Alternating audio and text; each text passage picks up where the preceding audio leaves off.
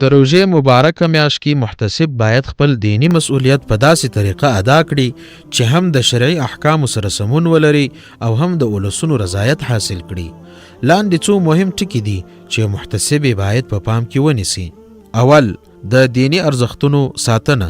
خلکو ته د روژې د هغې د آدابو، فضیلتونو او د عباداتو د ارزښت په اړه معلومات ورکړي.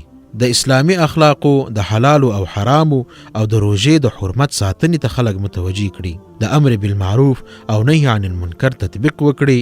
د نرمۍ، مهربانۍ او حکمت له لارې د خلکو اصلاح ته کار وکړي. د هغو ځایونو څارنه وکړي چیرته چې د روژې حرمت ته سپکاوی کیږي، لکه په عام محضر کې خوراک، څښاک یا د اسلامي ارزښتونو خلاف عملونه. دوهم، د روحاني فضا جوړونه. یعنی د روژې مبارکه میاشت کې د دیني زده کړو، وعظونو او خیراتي کارونو تنظیم ته زمینه برابر کړي. د عامه پوهاوي پروګرامونه، درسونه او نصیحتونه برابر کړي ترڅو خلک د روژې له معنویت څخه ګټه واخلي. مساجدو کې دینی دعوتي حلقات ایجاد کړي. دریم، د نرمۍ او عادلانه چلند اصل.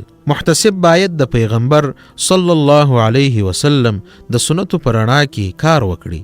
چیرته چې نرمښت، زغم، عدل او اخلاص موجود وو، محتسب باید د قهر او سختی پر ځای د حکمت، صبر او شو اخلاقو څخه کار واخلي ترڅو هم د خپل مسؤلیت بار پورته کړي او هم د ولسونو زړونه وګټي.